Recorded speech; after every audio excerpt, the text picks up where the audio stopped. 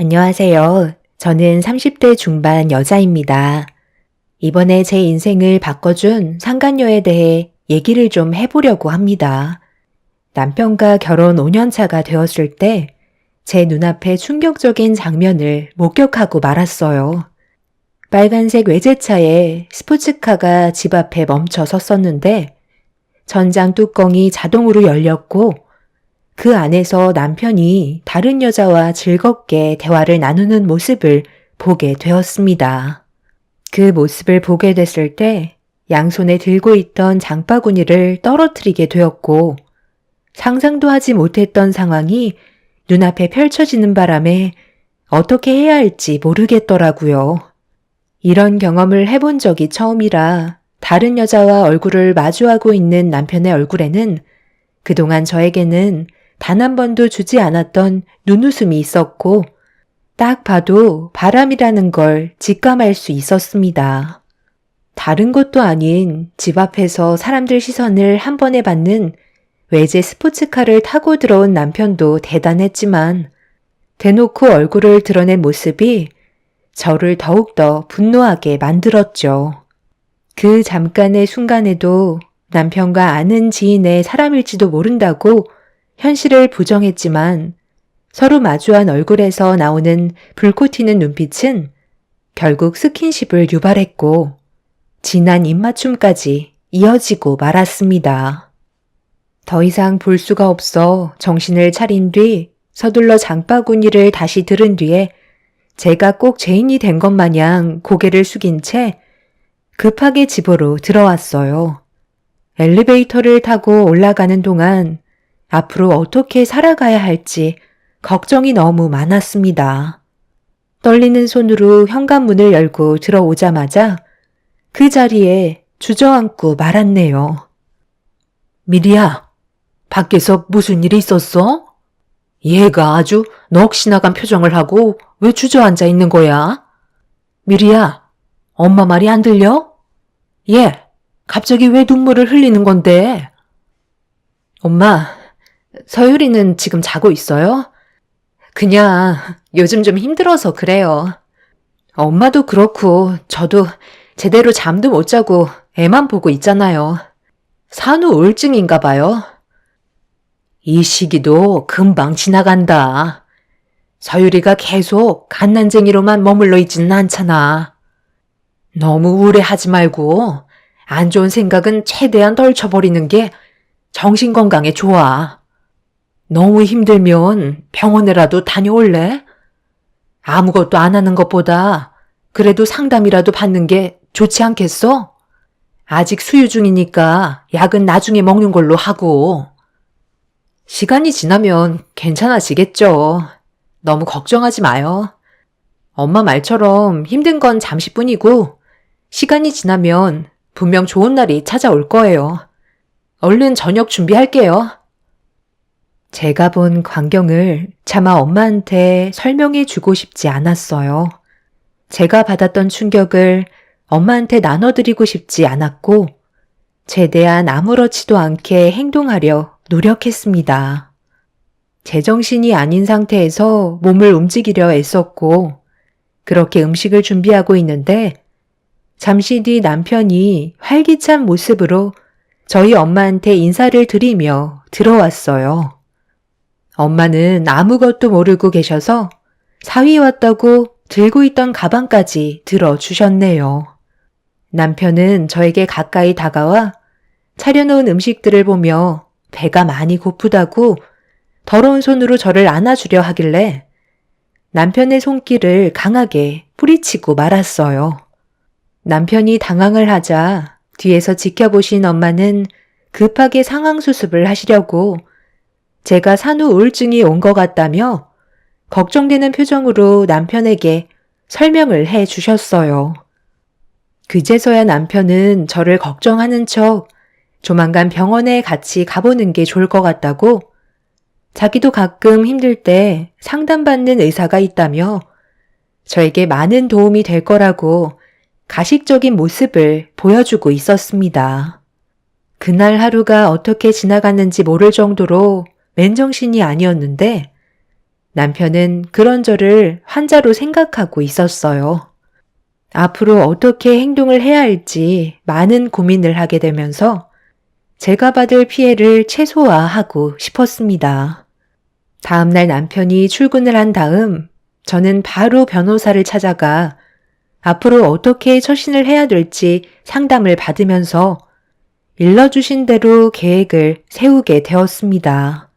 변호사는 저에게 상간녀와 남편을 응징하기 위해서는 필수적으로 많은 증거물을 확보하는 게 법적 싸움에 도움이 된다며 사진, 동영상, 녹음, 카톡의 대화 등 최대한 확보하라며 방법을 알려주셨습니다. 저는 담당 변호사가 시키는 대로 최대한 적극적인 행동을 하려고 노력했어요. 하지만 남편의 바람 피우는 장면을 목격한 이후 다른 증거물을 쉽게 확보할 수는 없었습니다. 그때는 제가 어떻게 해야 할지 몰라 바람 피우는 장면을 보고도 급하게 집으로 들어와 버렸는데 그건 이혼할 때 저에게 정말 좋은 증거물이었던 건데 그 상황을 최대한 빨리 벗어나고 싶었던 마음뿐이라 아쉽게도 확보를 하지 못했던 거죠. 뒤늦은 일 후회봤자 소용없으니 다른 방법을 서둘러 찾아봐야 했는데 핸드폰은 제가 모르는 비밀번호로 잠겨 있어 열 수가 없었고 아이를 봐야 하는 상황 속에 증거물을 확보하기란 상당히 어려움이 많았었어요. 그렇게 무의미한 시간이 계속해서 흘러가던 어느 날 남편이 출근 시간이 됐는데도 서둘러 나가지 않더라고요. 그런 모습조차 의심스러웠는데 남편이 저에게 같이 외출할 거라며 병원을 예약해놨다고 시간 맞춰 가야 한다며 서둘러 움직이라는 말을 꺼냈어요. 계획에도 없던 일이라 저는 외출을 하지 않겠다고 했지만 힘들게 예약해놓은 병원이기 때문에 무조건 가야 된다고 재촉을 하게 되면서 엄마도 다녀오라는 말을 하셔서 일단 억지로 나갈 수밖에 없었습니다. 그렇게 남편은 저를 병원으로 데리고 갔는데 거기에서 충격적인 일이 펼쳐지고 말았습니다.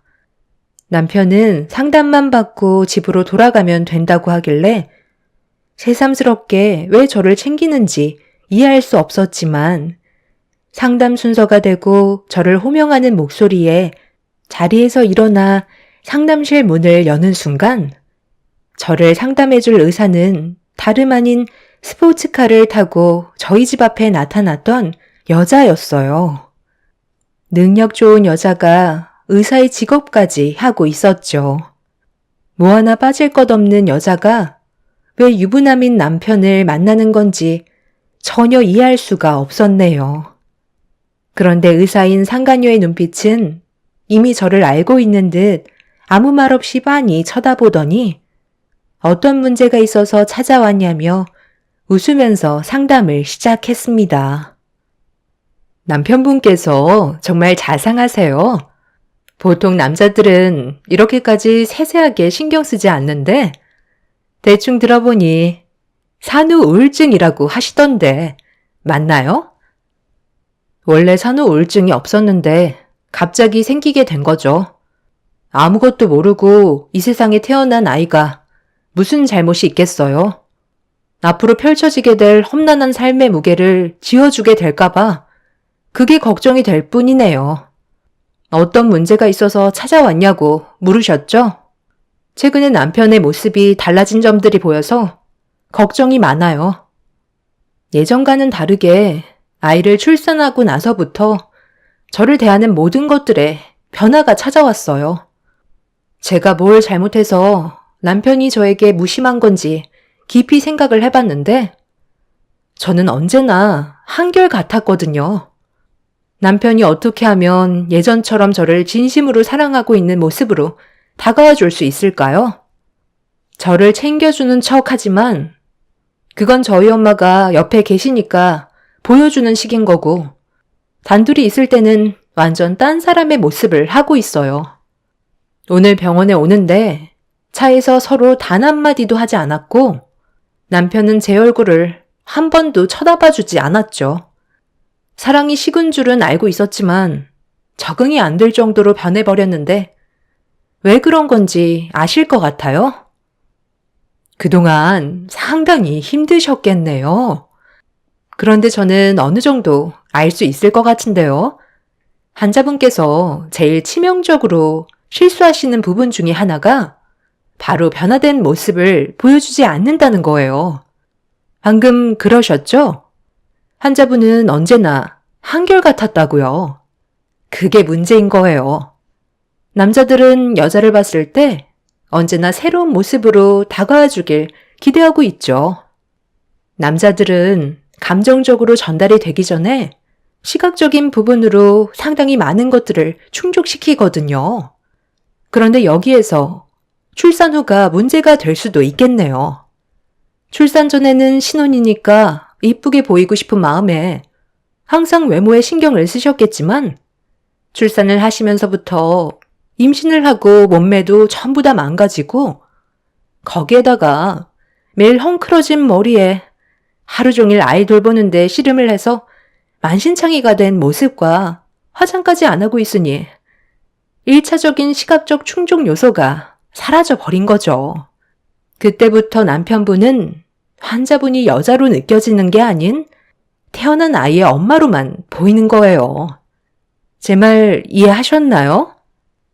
그런 관계가 지속이 되다 보니 남편분의 사랑은 점점 시들어 갈 수밖에 없는 거겠죠. 해결 방법은 환자분께서 본인을 열심히 가꾸고 남편을 자극할 만한 변화된 모습을 보여줘야 한다는 거예요. 그게 힘들다면 솔직히 말해서 지금의 관계는 좋아질 수 없다고 봅니다. 그러다 보면 결국 다른 쪽으로 눈길을 돌릴 거예요. 저를 뚫어지게 쳐다보며 상담을 해주던 상간녀는 저에게 상처되는 말을 계속해서 뱉어대며 제가 어떤 반응을 나타낼지 궁금해하는 것 같아 보였습니다. 마음 같아서는 머리채를 잡고 싶었지만 확실한 증거물을 얻어내지 못한 저는 참을 수밖에 없었죠. 일부러 저를 의도적으로 도발하려고 행동하는 상간녀를 보면서 저 또한 하고 싶은 말은 하고 나가야 할 것 같아 상간녀의 말을 되받아치며 최대한 속을 긁어 놓았고 서로 불꽃 튀는 눈빛을 주고 받았습니다. 방금 다른 쪽으로 눈길을 돌린다고 하셨는데 그럼 지금 그이가 바람을 피우고 있다는 말일 수도 있겠네요. 한순간의 실수가 엄청난 파장을 불러일으킬 게 뻔하고 잠깐의 즐거움이 평생을 후회할 수도 있을 텐데 바람난 여자도 참 안타깝네요. 결국 그 여자도 누군가에 의해 버림받게 될 게 뻔하잖아요. 어차피 결과는 해피엔딩이 아닐 테고 누구에게도 떳떳하지 못한 존재로 남겨지겠죠. 그리고 가정에 있는 남자를 건드렸다는 꼬리표는 계속해서 따라 붙을 거고요. 원래 자기 앞에 놓여있는 먹이보다 남의 먹이가 더 먹음직스럽고 커 보이거든요. 그래서 온갖 방법을 동원해 빼앗아 자기의 소유가 돼서 비교해보면 결국 독인객인이라는 걸 알 수 있죠. 아주 잠깐의 불꽃이 낳은 결과가 얼마나 참혹한지 지금은 알지 못하겠지만 조만간 땅을 치고 후회할 날이 찾아오겠죠. 그이가 정말 바람을 피운다면 제가 생각한 대로 이루어졌으면 좋겠네요. 꼭 그렇게 되길 같이 응원해 주실 거죠? 딱 보니까 선생님께선 피부에 탄력도 있고 몸매도 좋으신 걸 보면 아직 결혼은 안 하신 것 같은데 남자들이 상당히 많이 꼬이겠어요. 거기에다가 능력도 있으시니 남자들이 침 흘리며 달려들어서 상당히 피곤하시죠? 그래도 배울 만큼 배운 사람이신데 아무나 만나지 마시고 똥파리는 최대한 피해서 좋은 남자 만나 결혼하세요. 인생은 딱 한 번이잖아요. 아직 결혼도 안 하셨는데 저를 상담해 주시기에는 많이 부족하신 것 같아 제가 대신 조언 좀 해드렸네요. 선생님이 많은 환자분들을 상담해 오셨겠지만 상담을 받아보신 적이 몇 번이나 있었겠어요. 좋은 경험이었다고 생각하시면 되겠네요. 덕분에 출산 우울증은 싹 사라졌어요. 나중에 기회 되면 또 놀러 올게요. 상간녀 앞에 절대 굽히지 않고 제가 하고 싶은 말을 내뱉자 그런 모습에 많이 당황했는지 붉어진 얼굴로 저를 노려보고 있었습니다. 남편이 분명 상간녀에게 산후 우울증이 있는 것 같다는 말을 꺼냈을 테고 상간녀는 그런 저를 만나 분명 골려주려 계획을 하고 있었겠죠. 그래서 저에게 많은 상처를 주고 싶었을 테지만 본인이 생각한 대로 흘러가지 않았는지 상당히 기분 나쁜 표정으로 내색은 못한 채 분을 삭히고 있었습니다. 조금은 후련해진 마음으로 병원을 나와 집으로 돌아갔어요. 모든 것들이 저와는 비교도 안 될 정도로 능력 좋고 가진 것도 많아 보이는데 왜 그런 여자가 유부남인 저희 남편을 건드리는지 알 수 없었습니다. 그렇게 한바탕 하고 집에 들어오자 엄마는 제가 걱정이 되셨는지 병원은 잘 다녀왔냐는 말에 산후 우울증이 좀 괜찮아진 것 같다고 안심시켜 드렸어요. 그제서야 밝아지신 얼굴을 하셨지만 앞으로 있게 될 안 좋은 일들에 많은 충격을 받으실까봐 한편으론 걱정도 되었네요. 그런데 그날 남편이 퇴근하고 집에 들어오자마자 저를 보며 다짜고짜 화부터 내기 시작했어요. 엄마와 저는 당황을 했고 남편의 입에서 나온 말에 대충 어떤 상황인지 알 수 있었죠. 당신 병원에서 무슨 말을 하고 왔길래 담당 의사가 그 난리를 쳐?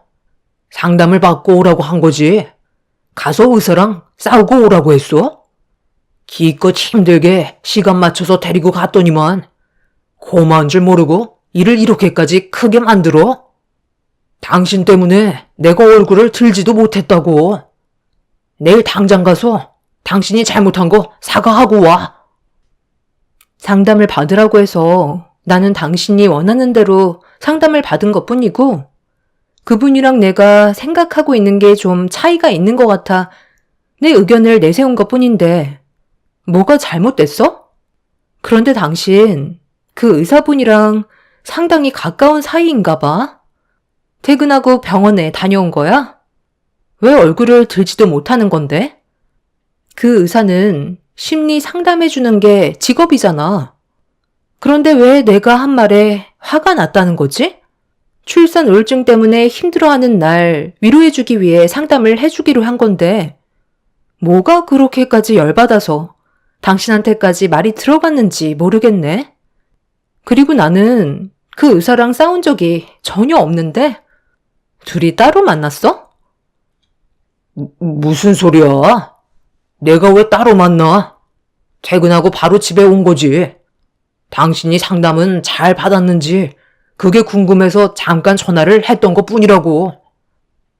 그리고 당신이 지금 나를 대하는 태도에 문제가 좀 있다고 생각되지 않아? 만약 내가 병원에서 안 좋게 하고 나왔어도 나한테 그만큼 문제가 있는 거니까 당신은 내 편을 들어줘야 하는 거 아니야? 그런데 당신은 지금 내 입장에서 조금도 생각해 주지 않고 어떤 상황이었는지 들어보려 하지 않잖아. 오히려 그 의사 선생의 편에서만 얘기하면서 나한테만 뭐라고 하는데 당신 나 몰래 그 의사랑 따로 만나고 다니는 건 아니지? 왜 내 눈을 못 쳐다보는 거야? 아니면 아니라고 바로 대답을 하면 되는 건데 왜 시선을 피하는 건데? 다시 한번 말해줄까? 당신 지금 그 의사 선생이랑 나 몰래 개인적으로 만나고 다니는 거야? 무슨 뚱딴지 같은 소리를 하는 거야? 내가 그렇게 한가한 줄 알아? 산후 우울증이 오더니 이젠 아주 별의별 상상까지 하는구만. 그냥 말을 말자. 제가 눈빛 하나 변하지 않고 남편을 뚫어지게 쳐다보면서 얘기하자 많이 당황했는지 더 이상 큰 소리 내지 못한 채 방으로 들어가 버렸어요. 당장이라도 남편의 얼굴을 쥐어뜯고 싶었지만 옆에 엄마가 있어서 최대한 꾹 참았고 울며 보채는 아이를 달래기 위해 저도 방으로 들어가 버렸습니다. 아이를 돌보면서 남편과 하루빨리 헤어지고 싶은 생각이 머릿속에서 떠나질 않았어요. 그래서 다음날 다시 변호사에게 찾아가 혼자서 남편과 상간녀의 증거물을 확보하는 게 어렵다고 호소하자 다른 방법을 알려주었고 돈이 좀 들지만 저를 대신해 남편의 뒤를 조사해 줄 수 있는 분을 고용하게 되었네요. 그리고 그 사이 저는 남편 방에 들어가 핸드폰의 비밀번호를 알아내기 위해 찾기 힘든 위치에 카메라를 설치해 두었고 몇 번의 시도 끝에 남편의 핸드폰 비밀번호를 알아낼 수 있었습니다. 그렇게 기회를 엿보다가 남편이 술에 취해 집에 들어왔을 때 조용히 방문을 열어 그 안에 베일이 가려져 있던 핸드폰 속을 확인할 수 있었네요. 절대 열지 말아야 될 판도라의 상자를 열었다는 걸 알게 되었고 엄청난 배신은 제 눈에 눈물을 흘리게 만들어 버렸어요. 함께 찍은 사진의 날짜를 보니 제가 임신을 했을 때부터 만나기 시작했고 아이를 출산할 때도 회사에 급한 일 때문에 늦게 온다던 날도 남편은 상간녀와 함께 있었네요.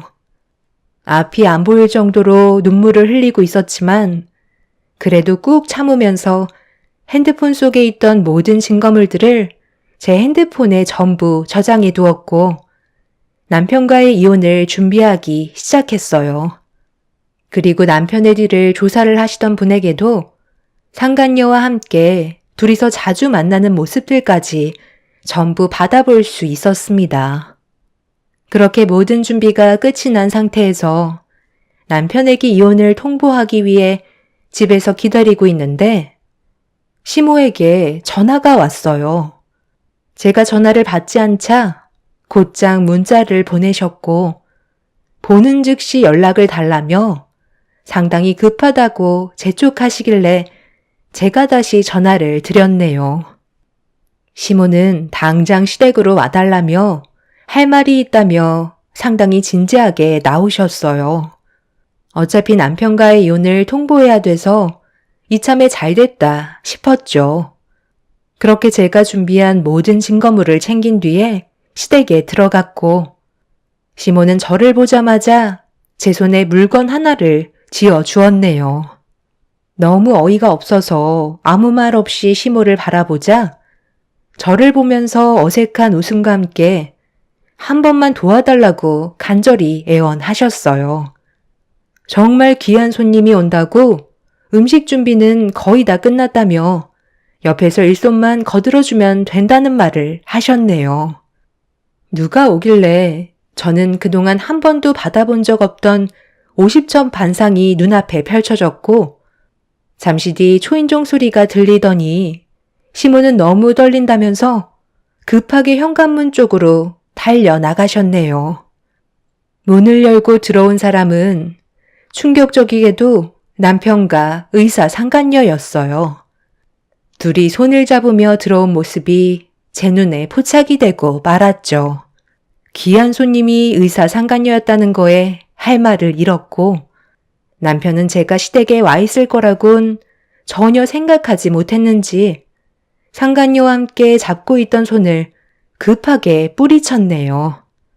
시모는 저를 보면서 준비되어 있는 음식 식탁 위에 올리라고 지시를 하시면서 남편과 상간녀를 자리에 앉혔습니다.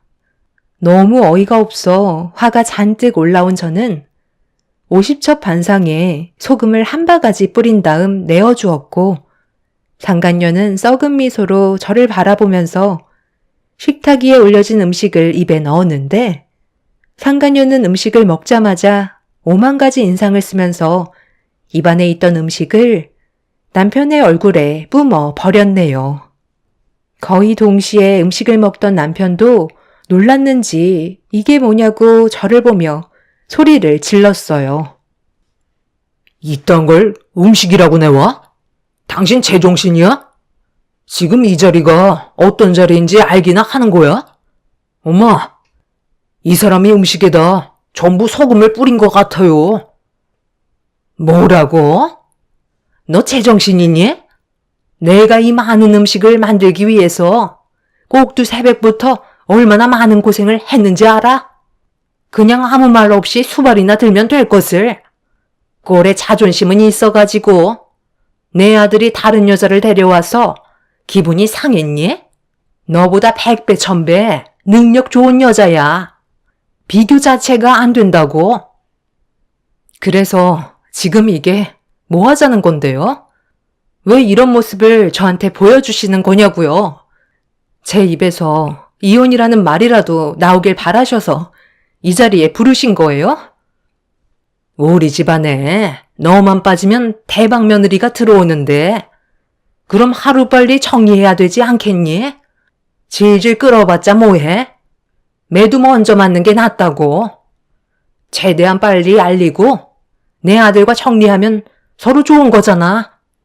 시간이 금인데 언제까지 서로 보고 싶지 않은 얼굴 마주보며 살 거야? 그래서 내 아들한테도 말 안 하고 너 부른 거다. 말 나온 김에 오늘 확실하게 해결하고 너희둘의 관계 정리하도록 해라. 다음날 바로 이혼하러 갈 수 있는 거지? 그래야 내 아들도 하루빨리 능력 좋은 마누라 얻을 수 있는 거고. 나도 의사 며느리 어서 동네방네 떠들어 다니며 자랑 좀 하고 다니자. 의사 며느리였는데 위자료쯤이야 우리가 감당하마. 쓰레기는 쓰레기를 알아본다고. 둘이 아주 잘 어울리네요.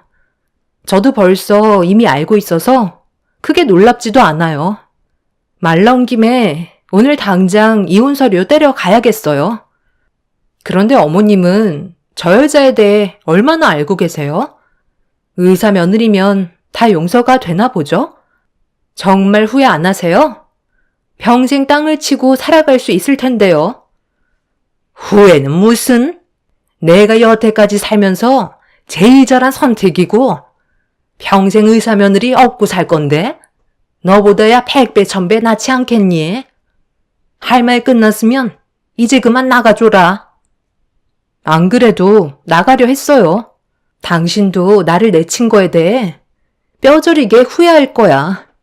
어떤 이유에서라도 다시는 내 눈앞에 나타나지 마. 잘 먹고 잘 살아라.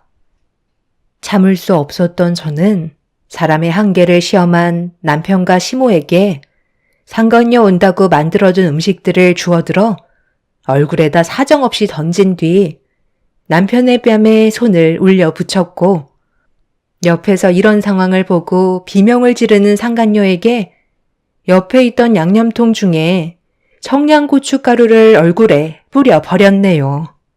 무방비 상태로 당한 시모와 남편 그리고 상간녀는 난리를 쳤고 저는 그 자리에서 급히 빠져나왔습니다. 가방에 있던 증거물을 남편에게 뿌려대며 난리를 치고 싶었지만 그 안에는 상간녀의 충격 실체까지 전부 함께 들어있던 터라 가방 속에 있던 증거물을 꺼내지 않았습니다. 제가 그 증거물을 꺼낸다면 남편은 의사 상간녀와 재혼을 하지 않을 테고 그럼 저는 오히려 시댁 집안을 구해주는 꼴이 되기 때문에 최대한 분노를 억누르면서 급하게 시댁에서 빠져나오고 말았네요. 그렇게 저는 차후에 있을 일들을 상상하며 배꼽 잡고 이혼 서류를 떼러 달려가게 되었고 남편과 저는 최대한 빨리 서둘러 이혼 절차를 밟았습니다. 그리고 남편이 바람을 피우고 있었다는 증거물을 제출하면서 남편에게 받을 수 있는 위자료 또한 전부 청구받았네요. 그리고 의사 상간녀에게도 위자료 소송으로 제가 받은 피해에 대해 손해배상을 청구받았네요. 남편은 아이에 대한 양육권까지 전부 다 포기를 했고 저희 집안과 자기 자식과도 그렇게 인연을 끊었습니다. 그리고 숙려 기간이 끝나자마자 남편은 의사상간녀와 재혼을 하게 되었다는 소식을 접하게 되었고, 얼마 뒤 절대 찾아오지 말라는 남편과 시모가 저희 집에 찾아왔어요. 제 예상대로 남편은 저에게 무릎을 꿇으며 다시 예전으로 돌아가고 싶다는 말을 꺼냈지만, 엄마는 그런 남편과 시모를 보고 분노를 참지 못하신 채 찬물을 끼얹으셨네요. 시모는 다시 돌아와 달라며 저에게 간절히 요청했지만 이미 많은 상처를 받은 제 마음을 돌리기엔 늦어버렸죠. 얼마나 됐다고 벌써 오셨어요? 저는 분명 후회하실 거라고 경고까지 드렸었는데, 이제서야 잘못을 인정하신다고 달라지는 게 있을까요? 여보, 정말 미안해. 내가 너무 멍청했었나 봐. 내 인생에 당신이 없으면 나는 앞으로 살아갈 수가 없다고. 최대한 빨리 서둘러 갈라설 테니까 다시 받아주면 안 될까? 그때 네가 미리 알려줬었다면 이런 상황까지는 오지 않았을 텐데, 네가 얼마나 화가 났으면 그렇게까지 했을지 충분히 이해하고 잘못을 인정하니까 다시 예전으로 돌아갔으면 좋겠다. 우리는 그냥 껍데기만 보고 그 여자의 집안이 엄청나게 재력이 많은 줄 알았지. 의사에다가 외제 스포츠카를 끌고 다니는데 누가 핀털털이라고 상상을 했겠니?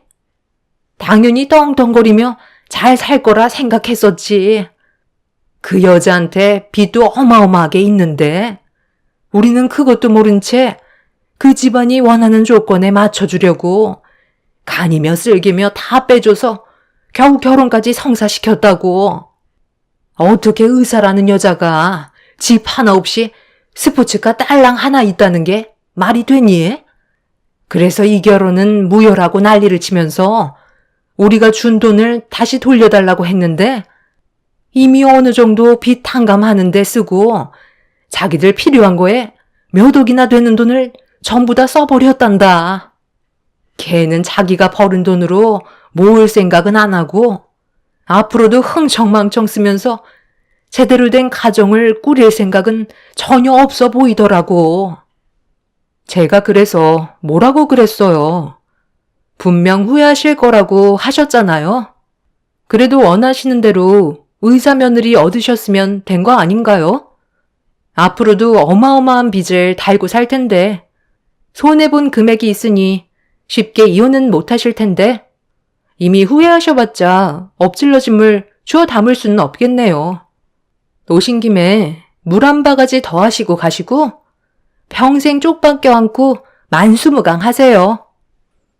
저는 그동안 참고 있던 모든 감정을 물 한 바가지에 모두 모아 시모와 남편의 얼굴을 향해 사정없이 내려쳤고 찬물에 범벅이 된 시모와 남편을 밀친 뒤 현관문을 닫아 버렸습니다. 의사상간녀를 조사하다가 알게 된 사실은 돈은 많이 벌고는 있었지만 문제는 수중에 땡전 한 푼 남아있지 않았어요. 버는 만큼 그 돈을 전부 다 사용하고 있었습니다. 그렇다고 그 집안이 떵떵거릴 정도로 잘 사는 것도 아니었죠. 그 여자가 벌어오는 돈으로 하루살이 인생처럼 가족들이 빌부터 함께 먹고 살고 있던 거였네요. 그것도 모르고 시댁 집안은 의사 며느리 들어온다고 상간녀 집안에서 제시하는 조건에 맞춰주기 위해 많은 돈을 투자했고 결혼을 하고 난 이후에 그 사실을 알게 되었던 거죠. 상간녀 집안은 손에 돈을 쥐고 있는 꼴을 못 보고 무턱대고 전부 다 사용을 해서 돈이 부족하거나 급할 땐 사채까지 끌어다 쓰는 상황까지 벌어져 그 빚이 15억이라는 사실도 알게 되었죠. 거기에 더해 상간녀는 과거에 출산한 경험까지 있었는데 정기적으로 보육원에 후원까지 해주고 있던 걸 뒷조사를 하다가 알게 됐는데 아이를 낳고 출생신고도 하기 전에 보육원에 보냈다는 씻을 수 없는 과거까지 있었네요. 겉에 껍데기만 의사인 쓰레기 집안 사람들과 엮이게 된 시댁 집안의 결말을 제 눈앞에서 보게 되니 너무 속이 후련합니다. 다시 시작하게 된 제 인생은 앞으로 꽃길만 펼쳐지길 바랄 뿐이네요. 똥차가 지나갔으니 언젠가 좋은 날이 오겠죠. 제 사연 들어주신 분들 감사합니다. 안녕하세요. 저는 55세 여자입니다. 인생을 살다가 보면 무언가를 얻기 위해 비켜갈 수 없는 결정을 해야만 하는 순간이 올 때가 있는데요. 그 한 번의 선택이 자신의 삶 전체가 바뀔 수도 있다면 쉽게 결정하지 못할 겁니다. 이번에 저희 집안에는 엄청난 폭풍이 휘몰아쳤고 그걸 옆에서 묵묵히 지켜보고 있을 때 각기 다른 사람의 본성이 자신을 얼마나 나락으로 떨어뜨릴 수 있는지 볼 수 있었네요. 작년에 아버님께서 가족 전체를 한자리에 모으셨고 중대한 결정을 내리셨어요. 모두가 긴장한 가운데 시부의 입만 바라보고 있었죠. 그 이유는 시부의 건강 상태가 많이 안 좋아지면서 흩어져 있던 재산을 한데 모아 통장에 보관하고 계셨어요. 그리고 그 금액이 1,000억이나 된다는 시부의 말씀을 들을 수 있었죠. 살아생전 얼굴 한번 안 보인 자식들도 있었고 어쩌다가 돈이 필요할 때 찾아오는 자식들이며 자신들의 이익을 위해서만 얼굴을 보여주는 시댁 집안의 자식들이 1,000억이라는 엄청난 재산을 손에 쥐고자 처음으로 병실에 모여 숨죽인 채 시부께서 어떤 말을 하실지 지켜보고 있었어요. 그리고 잠시 뒤 엄청난 조건을 듣게 되었고 저희 모두 불가능이라고 생각했었네요. 아버지, 그게 지금 말이 된다고 생각해요? 지금 돈으로 저희 가지고 놀려 하시는 거예요? 아버지께서 하신 말씀은 솔직히 지금 상황에 거의 불가능하잖아요. 각자 살아온 환경도 다르고 가정이 있고 사회생활을 해야 하는데 어떻게 일주일에 3번을 한자리에 모일 수가 있겠어요? 도대체 무슨 생각으로 그런 말도 안 되는 조건을 저희 보고 하라는 거죠? 그건 저도 같은 생각이에요. 아버지도 그동안 저희가 어떻게 지냈는지 잘 알고 계시면서 그런 말을 하세요. 그래서 지금 내가 말한 조건을 들어주지 않겠다는 거야? 어려운 거 시키는 것도 아니고 일주일에 형제들끼리 3번 만나서 저녁이나 함께 먹으며 시간을 보내라는 건데 그게 그렇게 싫어? 1,000억을 너희들한테 나눠주겠다잖아. 나한테 주어진 시간이 얼마나 남았겠니? 그때까지만 하라는 건데 그게 그렇게 무리한 요구야? 내가 세상 떠나면 너희들끼리 지지고 볶고 알아서 해도 상관없지만 나 살아있는 동안 한데 모여 진심으로 서로 아끼며 챙겨주는 모습을 보여주거라. 그렇지 않으면 내가 가진 1,000억은 어려운 가정환경에 놓여있는 사람들에게 전액 기부하마. 할 거야 말 거야? 빨리 결정하거라. 솔직히 그게 어려운 거 아니라고 생각하는데 우리가 이번 기회에 한번 뭉쳐본 것도 나쁘지 않잖아. 형들은 참 단순해. 그게 말처럼 쉬울 거라 생각해. 아빠에게 주어진 시간이 6개월 정도라고 하셨지만 그 기간 동안 우리가 일주일에 무조건 3번은 얼굴을 봐야 하는 거라고. 솔직히 형들 얼굴만 보면 서로 못 잡아먹어서 안달이잖아. 너 형들 앞에서 그게 무슨 말버릇이야? 형들이 하자면 묵묵히 따라오기나 해. 나는 전적으로 형들 의견을 따르겠어. 너희들의 아버지께서 하신 말대로 일주일에 서로 시간 맞춰서 3번을 매주 얼굴을 본다면 나는 아버지께서 나눠주실 상속분을 아우들에게 나눠주도록 하지. 내가 왜 이렇게까지 하는지 누구보다 본인들이 더 잘 알 거야. 우리는 지금 이 나이 먹을 때까지 살아오면서 단 한 번도 제대로 뭉쳐본 적 없었고 서로 얼굴 보며 웃고 지냈던 적도 없었다. 그만큼 아버지께서 우리들에게 주시겠다는 천억의 대가는 사실상 불가능에 가깝다고 생각해. 이 자리에서 모두들 각자의 위치로 돌아가는 순간 어떻게 될 것 같아? 서로의 핑계로 저쪽부터 실패로 돌아갈 확률이 그만큼 크다는 거야. 누구보다 우리가 서로를 더 잘 아는데 그게 되겠어?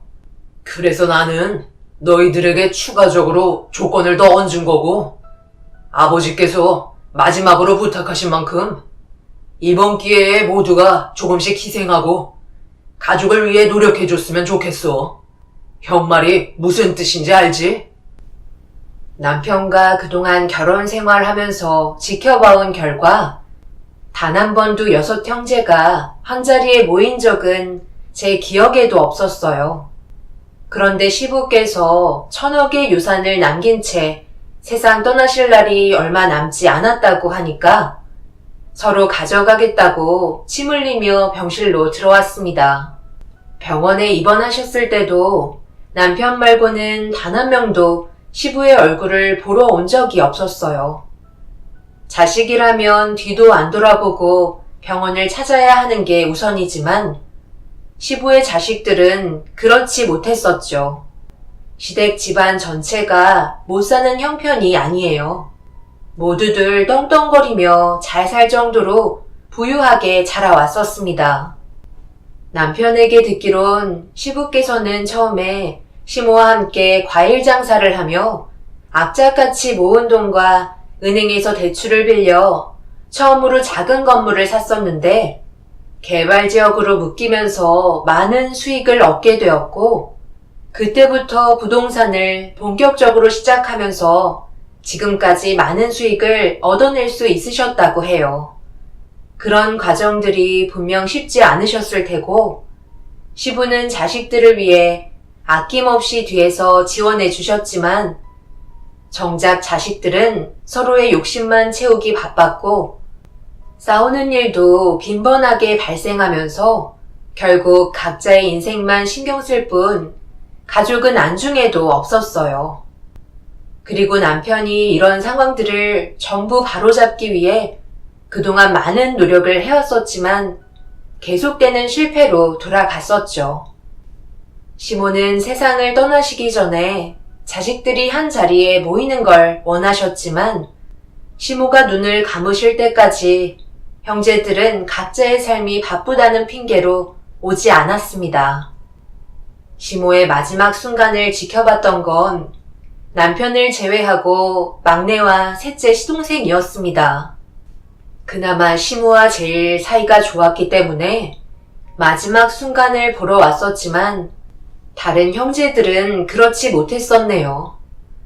그때 당시 시부는 자식들의 얼굴을 2번 다시 안 보겠다고 난리를 쳤었고, 그 이후 이런 상황을 바로 잡으려는 노력을 아무도 하지 않았어요.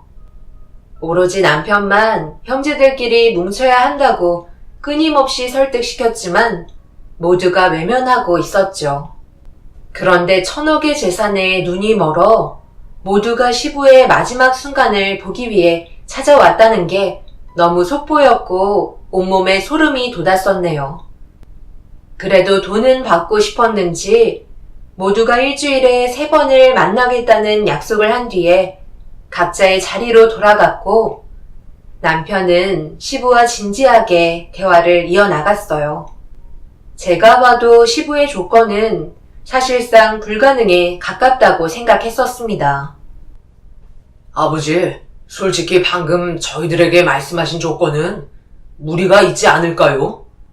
각자 다른 환경에서 바쁘게 살고 있는데 일주일에 3번 얼굴 보는 건 정말 쉬운 문제가 아니거든요. 우리가 그동안 살아오면서 겪어봤지만 한 달도 못 가고 아버지께서 말씀하신 조건은 이루어질 수 없을 것 같아요. 더군다나 지금은 모두가 형편도 나쁘지 않잖아요. 돈이란 건 많으면 많을수록 좋은 거거든. 분명 지금 집으로 돌아가면서 무슨 생각을 하겠니? 자신들에게 분배받을 재산으로 앞으로 무엇을 할지 고민하고 있을 게다. 아무리 부유하게 살고 있다 해도 돈의 갈증에서 벗어나기는 힘들거든. 그렇기 때문에 저놈들이 전부 다 내 앞에 모인 거 아니겠니? 내가 세상 떠나면 너희들끼리 뭉치고 살아야 한다. 지금은 각자가 혈기왕성하니까 가족의 필요성을 많이 느끼지 못할 테지만 나이가 먹어갈수록 믿을 건 가족밖에 없다는 걸 저놈들도 분명 알게 될 거다. 그래서 내가 살아있는 동안에라도 조금의 노력을 보여달라는 거야. 그래야 나중에 서로가 다시 뭉치는데 어렵지 않을 거 아냐? 고작 몇 달 한다고 해서 달라질 건 없을지도 모르지만 이렇게라도 해서 조금이라도 도움이 된다면 나는 그걸로 충분하다. 마진이가 장남으로서 고생이 많다. 6 형제 중에 제일 사랑을 못 받고 자란 네가 제일 잘 자라줘서 너무 고맙구나. 앞으로 힘든 시간들이 되겠지만 애비의 마지막 소원을 꼭 들어줬으면 한다. 너희들도 늦었으니 오늘은 이만 들어가거라. 시부는 가족의 중요성을 남편에게 재차 설명하면서 집안의 장남으로서 희생해야 될 몇 가지들을 일러주었고, 남편도 책임감의 무게를 가지고 그날 이후 일주일에 3번을 만나기 위한 계획을 세우기 시작했습니다.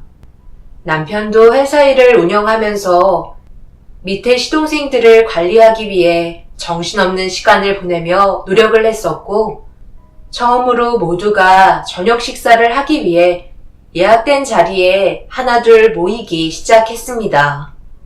다들 서울에 살고 있기 때문에 마음만 먹으면 잠시 만나는 건 어렵지 않다고 생각했었어요. 예상했던 대로 첫날은 각자 어느 정도 의지가 있어서 그런지 금세 빈자리 없이 꽉 차게 되었고, 처음으로 함께 모여 식사를 할 수 있었네요. 우리가 이렇게 모인 게 처음 아닌가? 어렸을 적에 어머니가 밥 먹자고 불렀을 때 그때는 함께 모여서 밥을 먹었는데 벌써 몇십 년이 흘러버렸네. 옛날 생각나지 않아? 오늘은 가볍게 저녁 먹고 흩어지는 걸로 하자. 함께 모인 만큼 좋은 말만 하는 게 서로에 대한 배려인 거 알지? 아버지께서 전날에 많이 걱정하셨어. 너희들이 안 오는 줄 알고 잠 한숨 못 주무셨다. 돈 마다하는 사람이 어디 있어? 나는 내 몫을 받으러 갔을 뿐이라고. 그런데 이런 어처구니 없는 조건을 걸어서 얼마나 황당했는지 알아? 그냥 빨리 나눠주면 될 것을 이런 쓸데없는 시간을 소비하게 만들어. 우리가 한가하지는 않잖아. 내가 하고 싶은 말을 형이 대신 해주니까 내 속이 다 후련하다. 말 나온 김에 나도 한마디 할게. 우리가 이렇게 한데 모여 저녁 먹을 정도로 사이가 좋은 건 아니잖아. 우리의 목적은 함께 모여서 사진 한 장 찍고 각자 위치로 돌아가면 되는 거라고. 그럴 줄 알고 아버지께서 밥 먹는 사진이랑 다 먹고 난 이후에 함께 모여 웃으면서 찍은 사진 보여달라고 하셨어. 적어도 2시간은 함께 있으라 하던데. 그러니까 우리는 일단 밥만 먹으면 되는 거야. 그 정도 시간은 다들 되잖아. 아유, 그냥 그 돈 기부하시라 해. 형들 이렇게까지 해서 돈 받고 싶어? 1,000억 그거 나눠봤자 얼마나 된다고. 우리 모두 잘 살고 있잖아. 내가 이 자리에 제일 참석하고 싶지 않다고. 형들이 나를 얼마나 많이 부려먹었어? 막내라고 맨날 잔심부름 시키고 허구한 날 괴롭히면서 구박하고 정말 듣기 싫었다고. 그리고 왜 형수님만 이 자리에 참석한 건데 우리도 와이프 데려올 수 있는 거 아니야? 너희 형수는 이것저것 챙겨주려고 옆에 있어주는 거고, 우리들도 지금 이 상황이 위태로운데 각자 재수씨들까지 데려오면 여기가 전쟁터로 변하지 않겠소? 다 생각해서 결정한 문제니까 괜한 걸로 트집 잡으려 하지 말고 서로 안부나 좀 묻자. 오늘은 그냥 빨리 밥 먹고 들어가는 게 좋겠는데 첫날부터 너무 많은 것들을 바라는 거 아니야? 지금 여기 모두가 서로 안부 물으며 분위기를 즐기러 온 건 아니잖아. 우리 목적이 뭐야? 날수만 채워서 돈만 받으면 되는 거라고. 어차피 아버지 세상 떠나시면 서로 얼굴 볼 일 없을 거잖아. 쓸데없이 시간 낭비하지 말고 후딱 해치우고 각자의 삶으로 돌아가자고. 전날부터 모든 일이 순조롭게 진행될 것 같지 않았지만 그래도 한 명도 빠짐없이 참석했다는 거에 의의를 두며 그날은 식사만 하고 각자의 자리로 돌아갔습니다. 비록 짧게 끝났지만 시작은 좋았기 때문에 남편은 앞으로를 기대하고 있었습니다. 그리고 시부에게 함께 모여있는 사진을 전송해드리며 함께 식사하는 자리에서 있었던 일에 대해 전화통화로 설명해 드렸네요. 남편의 얼굴은 상당히 밝아 보였어요. 집안의 가장으로서 동생들을 챙기기 위해 항상 많은 것들을 희생하면서 살아온 남편이 안쓰러워 보였어요. 그래서 뒤에서 저도 도와줄 수 있는 것들이 있으면 최대한 많은 도움을 주고 싶었습니다. 그런데 저만 남편 옆에 붙어 있다는 걸 시동생들이 마음에 들어하지 않았고 다음 모임 때 그 문제가 발생이 되고 말았네요. 내 와이프가 잘못을 한 것도 아닌데 굳이 식사 자리에 안 올 이유가 없잖아. 그래서 데려왔는데 안 데려왔으면 큰일 날 뻔했네. 형들도 전부 나랑 같은 생각이었던 거야?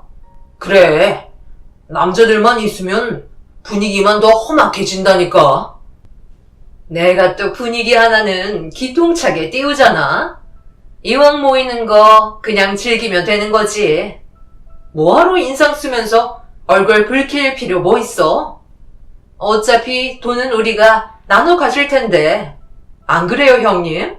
아, 형님은 이번에 받게 되는 재산 우리들한테 나눠주신다고 하셨지? 여러모로 고생이 참 많으십니다. 이런다고 사이가 좋아지지 않을 거라는 거 잘 알고 계실 텐데 미련하게 윗빠진 독에 열심히 물을 퍼나르시는지 이해할 수가 없네요. 그런데 가만 생각해보니까 왜 재산 분배를 공평하게 나눠주시는지 모르겠네. 여보, 우리가 형님네 담인데 제일 많이 가져가야 되는 거 아니야? 그래야 맞는 거지. 그러게, 왜 그걸 잊고 있었지? 공평하게 가지는 건 형평성에 맞지 않는 것 같은데. 내가 둘째인데 더 많이 가져가야지. 형, 그게 무슨 말 같지도 않은 소리야? 그럼 내가 제일 적게 가져가라는 거야? 형들이 뭘 했다고 아빠가 정하신 재산 분배를 마음대로 바꾸려 하는 거야? 이제야 슬슬 본색을 드러내는구먼. 하여튼 둘째 형은 예전부터 욕심은 많아가지고 동생들 거 전부 다 자기가 가져가고 맨날 이기적인 행동들만 했었잖아. 절대 가족을 위해 희생하는 일도 없었고. 막내 너 말 잘했다. 맨날 본인들 실속만 챙기려 하고 우리들은 거들떠나 봤어. 이번에는 절대 양보 못해. 내가 뭐라고 그랬어? 분위기 하나는 잘 띄운다고 했잖아. 이거 봐봐. 벌써 시끌벅적 하잖아. 돈 얘기만 나오면 서로 못 잡아먹어 안달인데 아버님은 이런 짓을 왜 하시는지 몰라. 서로 피곤한 일인데 정말 미련하신 것 같아. 오늘도 사진 박아야 한다면서요? 아주버님도 정말 피곤하시겠어요. 동생들을 위해 많은 것들을 희생하고 계시잖아요. 그런데 그렇게까지 하셔도 아무도 알아주지 않아요. 어차피 각자 알아서 살아왔었기 때문에 좋은 방향으로 갈 수 없다고요. 아버지께서 이런 자리를 만든 이유는 서로가 헐뜯고 상처되는 말들을 주고받으라고 만들어주신 게 아니세요. 우리가 그동안 살아왔던 과거를 되돌아보고 지금이라도 바로 잡으라고 만들어주신 건데 재수 씨가 그런 식으로 얘기해서 안 좋은 분위기를 조성하면 동생들 보는 앞에서 어른으로서 올바른 행동은 아니라고 봅니다. 그러니 말 좀 가려서 해주세요. 남편은 언제나 침착하게 말하면서 상대방을 설득시키는 성격이지만 그날의 분위기는 상당히 달랐어요. 남편은 시동생들과 동서들을 무서울 정도로 바라보고 있었고 시부께서 저희에게 부탁을 했던 논의의 본질에 대해 다시 생각해보라며 분위기를 가라앉혔습니다. 동서들은 남편의 기에 눌려서는 아무 말도 하지 못하고 조용히 식사를 하고 있는데 막내 시동생이 남편에게 불만을 털어놓았고 가라앉히려는 분위기를 다시 불지르면서 순식간에 서로의 감정이 폭발하고 말았습니다. 형은 그게 문제야. 혼자 착한 척, 자신은 깨끗하고 잘못이 없는 척만 하잖아.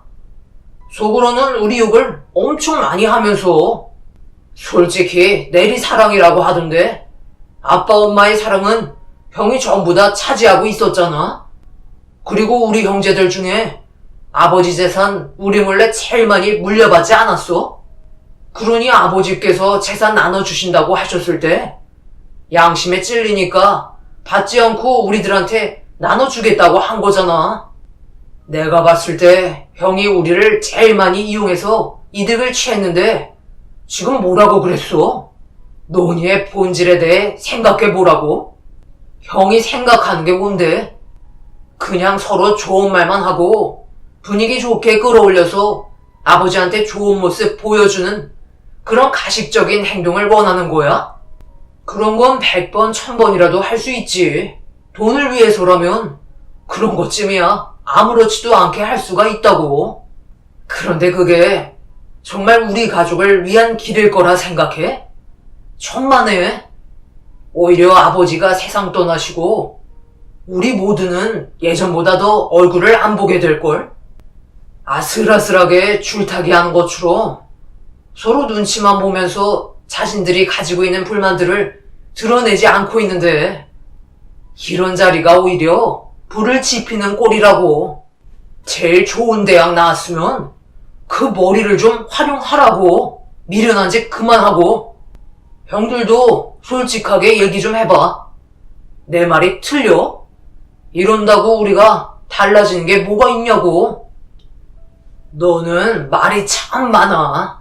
항상 선을 넘을 것 같은 행동을 하려다가도 그 선을 절대 안 넘었단 말이야. 그런데 오늘은 상당히 개념이 없네. 형들도 가만히 있는데 어디 제일 하바리 막내가 큰형한테 대들고 있는 거야? 그래서 너는 뭘 했는데? 우리 집안이 이 지경이 될 때까지 막내인 너는 뭘 했냐고? 맨날 박쥐처럼 이리 붙었다 저리 붙었다 하면서 형들 이간질이나 시키고 자기 실속은 다 챙겼으면서 또 시작이네. 형들 불 지펴놓고 너는 뒤에서 구경만 하겠다는 거냐? 내가 언젠가 한 번은 너희 그 뱀 같은 녀를 잘라내려고 이를 갈고 있었는데 오늘이 딱 그날인 것 같다. 돈이고 뭐고 다 필요 없으니까 오늘 끝장 보자. 형제가 6이다 보니까 서로가 모두 공평하게 챙길 수 없는 건 당연한 거였어요. 그리고 분명 마음에 맞는 형제들끼리 뭉칠 수밖에 없었겠죠. 둘째 시동생은 그래도 남편과 제일 많은 시간을 보내와서 그런지 둘의 관계는 나쁘지 않았었어요. 그리고 막내들은 형들에게 항상 불만을 가지고 있었죠. 셋째와 넷째 시동생은 중간에서 눈치만 보고 있었습니다. 결국 막내 시동생은 그동안 쌓였던 불만들이 터지게 되면서 남편과 둘째 시동생에게 선을 넘는 말과 행동을 보이면서 돌이킬 수 없는 분위기를 만들어 버렸어요. 결국 시부의 유산 1,000억을 두고 식당 안에서 육탄전이 벌어지게 되었고 경찰들의 진압으로 분위기를 겨우 진정시킬 수 있었습니다. 서로의 몸과 마음의 상처를 남겨둔 채 더 이상 6 형제는 가까워질 수 없다는 걸 모두가 느끼고 있는 듯 했어요. 남편은 시부의 바람대로 6 형제가 우애 좋게 살아갈 수 없을 것 같다며 포기를 했고 서로는 각자의 위치로 돌아가 버렸습니다.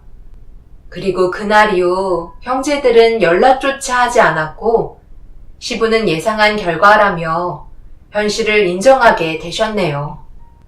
자식들을 많이 낳았다고 해서 좋은 점만 있는 것도 아니었어요. 시부모님께서는 원래 자식을 많이 낳았던 이유는 서로 위하며 행복하게 잘 사는 그런 그림을 원해서 자식들을 많이 낳았던 건데 서로의 성격이 너무 달랐기 때문에 결국 모두는 등을 돌린 채 각자의 인생을 살고 말았네요. 남편도 시부와 같은 마음으로 형제들끼리 좋은 관계 유지하며 살고 싶었지만 그럴 수 없다는 현실을 받아들인 뒤부터 많이 힘들어했는데 어느 날 막내 시동생에게 전화가 왔어요. 무슨 이유 때문인지 몰라 남편은 일단 전화를 받았어요.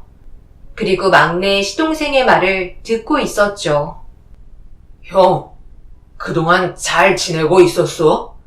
아빠 몸 상태는 어떠셔? 많이 안 좋아지셨나? 그때 아버지께서 말씀하셨던 조건 아직 유효한가? 글쎄, 그건 아버지한테 직접 들어봐야 알겠는데 아무래도 힘들지 않을까 싶은데 갑자기 전화해서 그게 왜 궁금한 거지? 사실은 내가 돈이 급하게 좀 필요한데 돈 날 구멍이 없어서 아버지한테 도움을 받지 않으면 생활이 어려워질 수 있거든. 아버지께서 원하시는 대로 토달지 않고 움직일 테니까 일단 돈부터 당겨받을 수 없을까? 형이 말 좀 잘해줘봐. 그걸 왜 내가 대신 말을 해줘야 하는데? 네가 돈이 필요하면 아버지한테 직접 찾아가서 말을 해야지. 아쉬울 때만 가족을 찾는 거야? 너도 정말 한심하다. 나는 더 이상 아무것도 참견하지 않을 테니까 네가 직접 모든 걸 해결하도록 해라. 막내 시동생은 안 좋은 일이 생겼는지 남편에게 도움을 요청했어요. 하지만 시동생에게 많은 실망을 하게 된 남편은 어떠한 도움도 주지 않았습니다. 그런데 막내 시동생의 전화를 시작으로 둘째부터 5째 시동생 전부 남편에게 전화를 걸어 막내 시동생이 했던 것처럼 똑같이 도움을 요청하고 있었습니다. 무언가 잘못됐다는 걸 확실하게 인지한 남편은 둘째 시동생에게 어떤 상황인지 정확하게 설명해달라고 얘기하자 둘째부터 6째까지 집안이 망할 정도로 위태로워졌다는 걸 알게 되었고 충격적인 내용을 듣고 말았습니다. 막내 시동생이 예전에 암호화폐 투자에 대해 설명을 한 적이 있었는데 저희는 그런 쪽에는 관심이 없어 투자를 하지 않았지만 둘째부터 막내까지 전부 신종 암호화폐 투자를 진행하게 되었고 1년 수익률이 무려 300%에 원금마저 해외 손해보험사가 보장해준다는 내용과 함께 해당 손해보험사 홈페이지와 외국인 관계자들이 찍은 사진 등을 보여주며 언제든 원금을 찾을 수 있다는 말에 모두들 처음에는 적당한 금액으로 투자를 시작했는데 알고 보니 사기 업체들을 신규 투자자의 투자금으로 기존 투자자들의 수익금을 충당하는 전형적인 다단계 방식으로 업체를 운영해 왔었고 둘째부터 막내까지 수익금이 들어온 걸 확인한 이후부터 불신이 확신으로 커지게 되면서 자신들의 재산을 무리할 정도로 투자를 하게 되었고 그 순간 암호화폐 홈페이지가 닫히면서 관계자와는 연락도 되지 않자 그때부터 사기라는 걸 알게 되었다고 합니다. 그리고 이런 사기를 시동생들뿐만 아니라 몇만 명을 상대로 움직였기 때문에 그 피해액은 엄청나다는 걸 알 수 있었네요. 결국 시동생들이 길거리에 나앉을 정도로 위태로워지자 살기 위해서는 시부의 재산이 필요하다는 걸 듣게 되었고 저희는 시부의 병실에 또다시 함께 모이는 일이 발생이 되었어요. 그리고 이 모든 사실을 듣게 된 시부는 한심하다는 듯 시동생들을 한번 훑어보시곤 막내 시동생과 함께 온 7살 시조카 딸을 가까이 불렀습니다. 그리고 주머니에서 무언가를 꺼내 손에 쥐어준 뒤 시동생 품으로 돌려보냈고 천천히 주먹을 펼친 순간 충격적인 광경을 목격하게 되었네요. 시조카의 손에 쥐어져 있던 건 1,000억의 재산과 관련된 내용이 아닌 1,000원짜리 한 장과 서류 한 장이었고 시부는 거친 숨을 내쉬며 힘겹게 말을 이어나가셨습니다. 그리고 1,000억은 익명으로 어려운 사람들을 위해 기부를 했다는 걸 듣게 되면서 시동생들은 그 자리에서 경악을 하며 주저앉고 말았네요. 시부는 시조카에게 넘겨주었던 서류 한 장을 보여주며 1,000억을 기부했다는 게 거짓이 아니라는 걸 알려주셨습니다.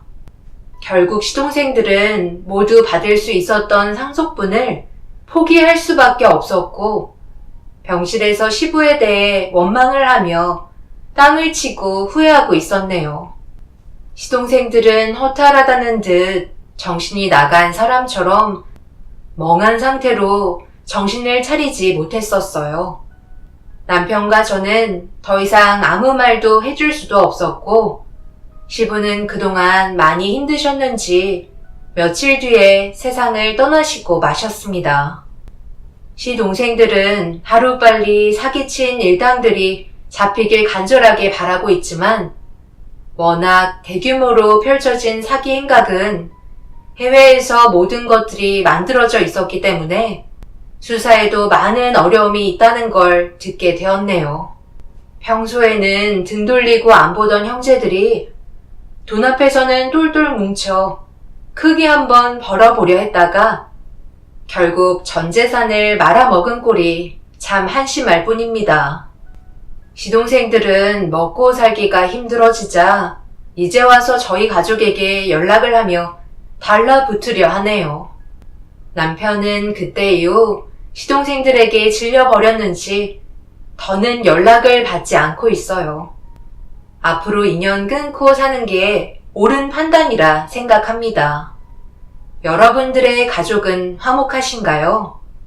형제들이 많다고 해서 좋은 것 하나 없네요. 앞으로 저희 가족만을 위해 사는 게 마음 편할 것 같습니다. 제 사연을 들어주신 분들, 오늘 하루도 즐거운 날이 되시길 바라며 가족분들과 행복한 시간 보내시길 바랍니다. 감사합니다. 안녕하세요. 저는 얼마 전에 상상도 못한 일을 겪게 된 38살 여자입니다.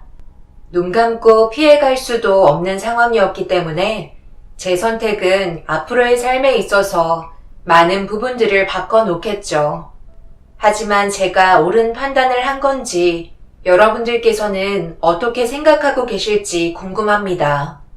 남편과 결혼을 하고 일찍 아이를 가지고 싶었지만 임신을 한다는 게 마음먹은 대로 되는 것도 아니더라고요. 그리고 이런 부분들이 시부모님의 인상을 찌푸리게 만들었습니다. 당연히 상처되는 말들도 많이 들었고 남몰래 눈물도 흘리며 힘겨운 삶을 보내면서 하루빨리 아이를 가지고 싶었어요. 온 가족이 간절하게 바라고 있었기 때문이죠. 결혼을 하고 처음으로 남편과 함께 산부인과에 찾아가 검사를 받았을 때 저희 둘 다 정상이라고 나와서 컨디션만 잘 조절하면 무리 없이 임신 성공 확률이 높다고 했었지만 원인 모를 이유 때문에 몇 년이라는 시간이 흘러버렸고 그 기간 안에 여러 가지 시도를 했었어요. 원장님은 시험관까지 하지 않아도 충분히 가능성이 있는데 왜 임신이 안 되는 건지 이해하지 못하고 계셨죠. 하지만 시간이 흐를수록 양가 부모님도 그렇고 저희 부부도 지쳐가면서 시험관까지 생각을 하기로 결심을 하고 있었을 때 몸에서 처음 느껴보는 반응을 겪게 되었어요. 설마 하는 마음에 산부인과에 찾아가 검사를 받는 순간 오열을 하고 말았습니다. 그토록 원하고 있었던 아이를 가졌다는 임신 결과였어요. 힘들게 찾아온 만큼 최대한 무사히 출산까지 이어지게 하고 싶었습니다. 그리고 이 기쁜 소식을 남편에게 제일 먼저 알리자 기뻐 날뛰며 서둘러 집에 들어가서 최대한 안정을 취하고 있으라며 일찍 퇴근하고 들어오겠다는 말에 서둘러 집으로 들어가 양가 부모님께 임신한 사실을 알렸습니다. 그리고 저희 부모님보다 시모가 오히려 더 기뻐하셨고 그날 당일 연락도 없이 집으로 방문하셨어요. 그리고 양손 가득 많은 것들을 들고 오셨습니다. 어머님, 오신다는 말씀은 하지 않으셔서 아무것도 준비해 놓은 게 없는데 전화 한 통만 미리 해주셨으면 좋았을 텐데요. 네가 임신했다는데 내가 가만히 있을 수 있어야지. 몸 쓰는 일은 최소한 줄이는 게 좋을 것 같아. 일단 내가 급하게 음식 좀 만들어 왔다. 현태가 퇴근하려면 아직 1시간 정도 남지 않았어. 그래서 시간 맞춰 온 거다. 너 저녁 준비하는 것도 계속 서 있어야 해서 몸에 무리가 온다고. 어서 앉아 있거라. 내가 다 할 테니까 부담 가지지 말고 너는 그냥 푹 쉬면 되는 거야. 어머님, 그래도 어떻게 제가 누워서 차려주신 밥상에 숟가락만 얹을 수가 있겠어요. 저도 상 차리는 거 도와드릴게요. 아니다. 그렇게까지 하지 않아도 되니까 어서 들어가 누워 있어라. 임신했을 때는 초기가 제일 중요하다고 그러더라. 안정기에만 접어들어도 한시름 놓을 수 있으니까 그때까지만이라도 시미가 옆에서 도와주도록 하마. 신경 쓰지 말고 방에 들어가 있어. 시모의 행동은 임신했을 때와 안 했을 때의 온도 차이가 너무 심했었어요. 시모에게 처음 느껴보는 따뜻함에 적응이 안 되었지만 그래도 신경 써주시는 마음이 너무 고마웠고 이런 게 행복이라는 걸 느끼는 순간들이었습니다. 때마침 남편도 회사에서 기존의 퇴근 시간보다 좀 더 일찍 집으로 들어왔어요. 그리고 제가 건네준 임신 결과를 바라보며 신기해하고 있었습니다. 그런데 누군가 남편에게 지속적으로 전화를 걸었지만 받지 않길래 처음 보는 남편의 행동에 무슨 일인지 물어보면서 이상한 느낌을 지울 수 없어 핸드폰을 달라고 얘기한 뒤에 전화가 다시 오면 받으려 했지만 더 이상의 연락은 오지 않았어요. 남편은 아무것도 아니라면서 제가 들고 있던 핸드폰을 빼서 방으로 들어가 버렸네요. 그리고 그 뒤를 따라 시모가 들어갔습니다. 갑작스럽게 안 좋아진 분위기에 무언가 잘못되고 있다는 걸 느끼기 시작했어요. 모두가 한데 모여 식사를 하던 도중에 발생된 일이라 시모도 그렇고 저도 난감해서 어떻게 해야 할지 몰라 일단 남편이 방에서 나오길 기다리고 있었습니다. 그런데 방에서 시모가 남편에게 소리를 지르기 시작했고 화를 내시면서 다그치시더니 시모는 저를 방 안으로 부르셨습니다. 어머님, 무슨 일이시길래 흥분을 가라앉히지 못하고 계신 거예요?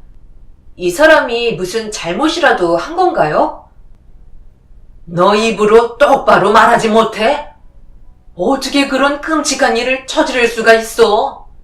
내가 그동안 너를 어떻게 키웠는데? 저도 이렇게 될 거라고는 생각하지 못했다고요. 그렇다고 언제까지 숨길 수만 있는 것도 아니잖아요. 미안해, 수영아. 알아듣게 설명을 해야지. 밑도 끝도 없이 갑자기 미안하다고 얘기하면 내가 어떻게 받아들여 주라는 거야? 지금 수영이 너 뱃속에 있는 아이 말고 나한테는 한 달 전에 벌써 다른 여자의 뱃속에 아이를 만들어 놓은 상태야. 뭐라고? 당신 지금 나 말고 다른 여자를 만나고 있었던 거야? 어떻게 그런 끔찍한 일을 여태껏 숨기고 있었어? 그러면서 내가 임신했다고 얘기했을 때 모든 걸 다 얻은 사람처럼 기뻐 날뛰었던 거야? 당신 정말 미쳤구나. 나는 당신도 사랑하지만 그 사람도 진심으로 사랑하고 있어. 약간의 시간차로 임신한 거 말고는 달라질 건 아무것도 없다고. 그냥 물 흘러가는 대로 살아가면 되는 거야. 당신은 내 아이 낳고 지금처럼 가정을 꾸리면서 살면 문제될 거 하나 없어. 내가 좀 고생은 하겠지만 나는 당신이랑 뱃속에 있는 아이를 진심으로 사랑하고 있다고. 그러니 다른 생각은 절대 하지 마. 내가 널 어떻게 키웠는데 이런 말도 안 되는 일을 저지른 거야?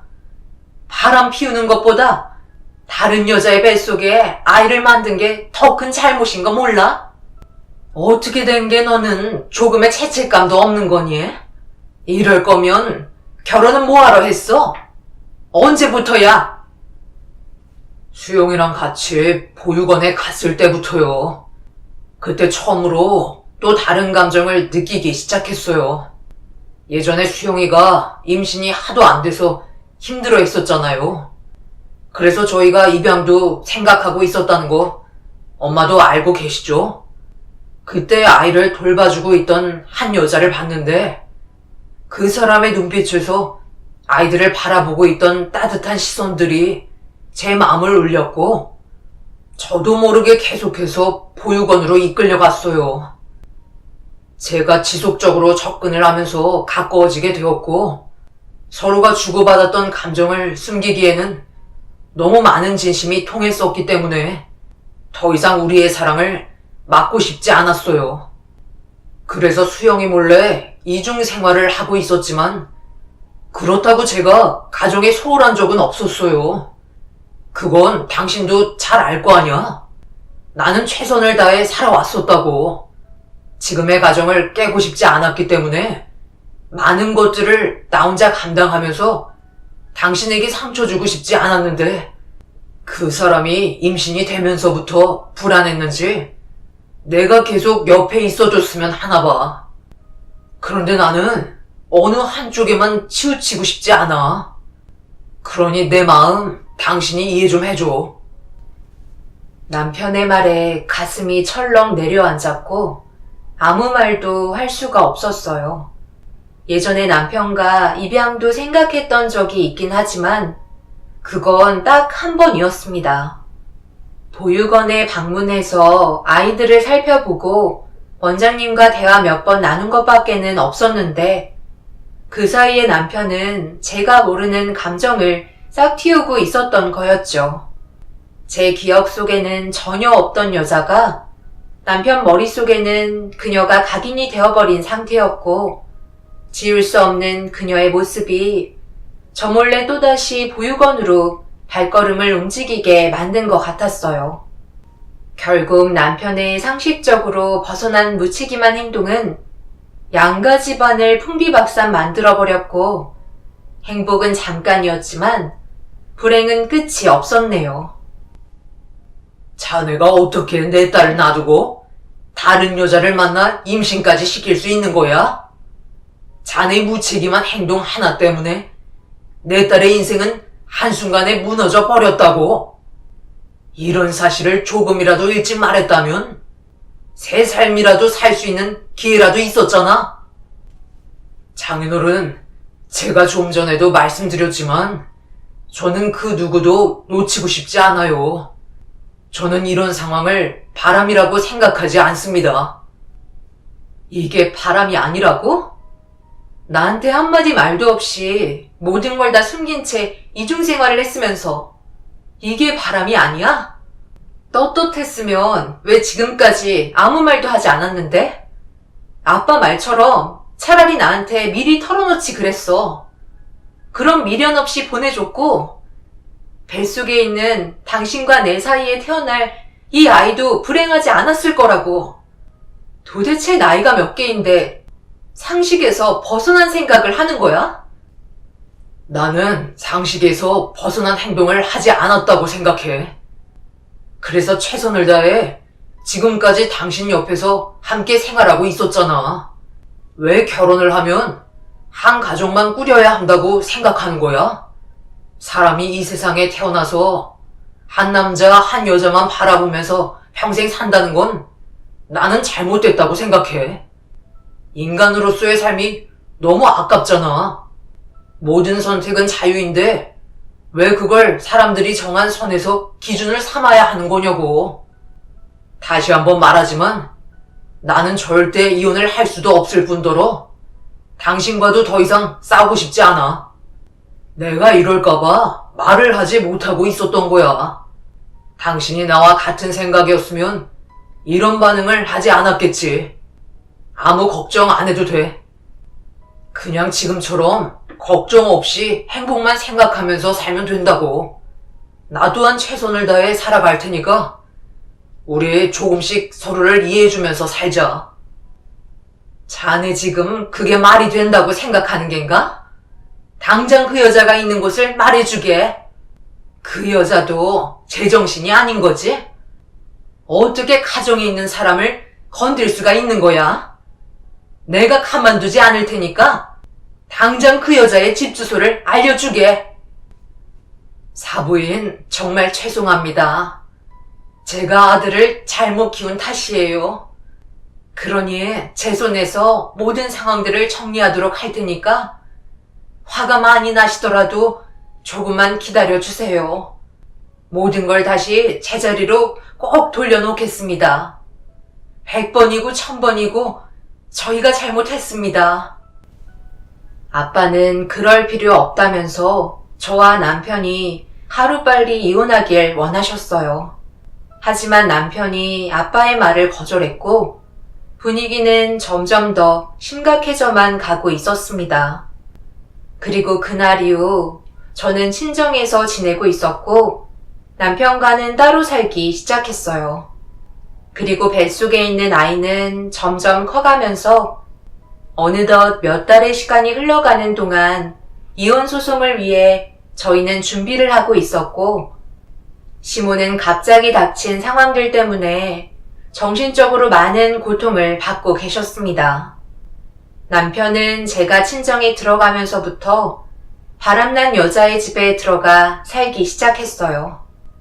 그런데 어느 날 저에게 모르는 전화번호로 연락이 오길래 조심스럽게 받아보니 남편과 바람난 여자였어요. 왜 이런 상황을 만들었는지 이해할 수가 없어 저에게 문자로 보낸 약속 장소로 나가게 되었습니다. 가는 동안에도 화가 머리끝까지 올라온 상태라 얼굴을 보자마자 머리채를 잡아 뽑아버리고 싶을 만큼 흥분한 상태였습니다. 그렇게 약속 장소에서 얼굴을 마주하게 되었고 침착함을 유지하려고 노력했어요. 마음 같아서는 뒤집어 엎고 싶었지만 그렇게 하면 제가 그 여자한테 감정적으로 지게 되는 것 같아 애써 아무렇지도 않은 척 그녀를 뚫어지게 바라보고 있었습니다. 무슨 말을 하고 싶으셔서 보자고 한 거죠? 두렵지도 않나요? 제가 어떤 짓을 저지를지 모를 정도로 화가 많이 나 있는 상태라는 걸 알고 있을 텐데요. 제 남편을 뺏어가니까 기분 좋아요? 어떻게 사람이 이런 짓을 저지를 수가 있는 거죠? 사람 일이라는 게 알다가도 모르겠어요. 저도 현태 씨를 사랑하게 될 거라고는 상상조차 하지 못했었으니까요. 아직 현태 씨한테 아무런 말도 못 들으셨나요? 그럼 시간이 지나면 알게 되시겠네요. 성함이 수영 씨라고 하셨죠? 그 사람은 맨날 수영씨 얘기밖에 안 해요. 같이 있어도 수영씨와 함께 하면서 힘들거나 즐거웠던 추억들을 얘기해 주는데 정말 진심으로 사랑하고 있다는 걸 알겠더라고요. 상간녀 주제에 수영씨 앞에서 이런 얘기를 한다는 게 어이가 없으시죠? 제가 하고 싶은 말은 두 분이 오래오래 행복하셨으면 좋겠어요. 솔직히 저도 임신하면서부터 현태 씨가 계속해서 제 옆에 있어주길 원했었어요. 처음 하는 임신이라서 그런지 많이 두려웠었나 봐요. 그런데 시간이 지날수록 마음의 정리를 할 수 있었어요. 저는 오늘 떠날 거예요. 잘못된 길이라는 걸 알기 때문에 모든 걸 바로잡고 싶어요. 그동안 정말 죄송했어요. 두 번 다시 피해주지 않을 테니 그냥 기억에서 지워주시면 안 될까요? 절대 찾아오는 일 없을 테고 수영 씨의 가정을 깨지 않을 테니 무책임한 행동을 저지른 제 잘못을 용서해 주세요. 하루하루 사는 동안 너무 괴로웠고 잠 한숨 못 잘 정도로 수영 씨한테 미안했어요. 그런다고 엎질러진 물을 주워 담을 수 있나요? 그쪽이 아무도 모르게 떠난다고 하셔도 달라지는 건 아무것도 없을 것 같네요. 이런 끔찍한 일을 저질러 놓고 미안하다는 말 한마디 던지면 끝인가요? 저희 가정은 이미 무너져 버렸는데요. 그녀는 막말을 퍼붓고 있는 저에게 아무 말도 하지 않은 채 고개만 떨구고 있었어요. 그리고 그녀의 배가 눈에 띄었고 한 달 차이라고 했는데 생각보다 배가 크게 느껴졌어요. 저도 그렇고 그녀도 한 남자의 아이를 가졌다는 게 너무 어이가 없었습니다. 결국 아무런 성과도 얻지 못한 채 그녀에게 상간녀 소송 준비나 하라며 자리에서 먼저 일어나 집으로 돌아왔습니다. 그녀는 정말 떠나려고 했는지 여행 가방을 가지고 왔더라고요. 지금까지 아무것도 모른 채 속고 있었기 때문에 그녀도 그렇고 남편까지 전부 믿을 수 없었어요. 분명 제가 알지 못하는 또 다른 무언가가 있을 거라 생각했었습니다. 그녀를 만난 이후 제가 더 비참하게 느껴지는 것 같아 하염없이 눈물을 흘렸습니다. 그런데 그날 저녁 남편이 저희 집에 찾아왔더라고요. 우리 집에는 뭐하러 온 거야? 내 딸 얼굴 보여줄 생각 없으니 당장 돌아가게. 사람이 어쩜 이리 뻔뻔한가? 장모님, 제발 부탁입니다. 딱 한 번만 수영이와 대화 좀 할 수 있게 해주세요. 저에게 정말 중요하다고요. 도대체 너는 뭐하는 놈이야? 왜 이렇게 사람을 힘들게 만드는 건데? 어디까지 밑바닥으로 떨어져야 속이 후련하겠어? 너는 말로만 나를 사랑한다고 하지? 정작 지금은 그 여자한테 마음이 전부 뺏긴 상태잖아. 나도 똑같이 임신한 거 몰라? 나는 아무런 말도 해줄 수 없으니까 당장 돌아가. 당신은 나한테서 아무것도 얻을 수 없으니까 두 번 다시 찾아오지 마. 수영아, 너 민정이 만났구나. 그런 거지? 어디로 간다고 했어? 내가 이렇게 무릎 꿇고 빌 테니까 제발 어디로 갔는지만 알려줘. 네가 시키는 건 뭐든지 다 할게. 나에게는 정말 중요한 문제라고. 민정이가 지금 있는 위치만 알려주면 돼. 정말 둘의 사랑 눈물겹다. 내가 왜 그걸 알려줘야 하는지 모르겠네. 누구 좋으라고 그런 걸 말해야 하는 거지? 나는 당신이 내 눈앞에서 처참하게 무너졌으면 좋겠어. 저번에 나한테 얘기했지? 이 세상은 왜 한 사람만 사랑해야 되는지 이해할 수 없다고. 지금 상황을 봐봐. 당신이 내린 결정이 어떤 결과를 초래했는지 제대로 좀 보라고. 당장 내 눈앞에서 사라져. 남편은 바닥에 얼굴을 묻은 채 용서를 구하면서 그 여자가 어디로 갔는지 알려달라고 애원하고 있었어요. 하지만 저는 알려줄 수 없었습니다. 저도 그 여자가 어디로 갔는지 알지 못했지만 남편에게는 알고 있는 것처럼 행동하고 싶었어요.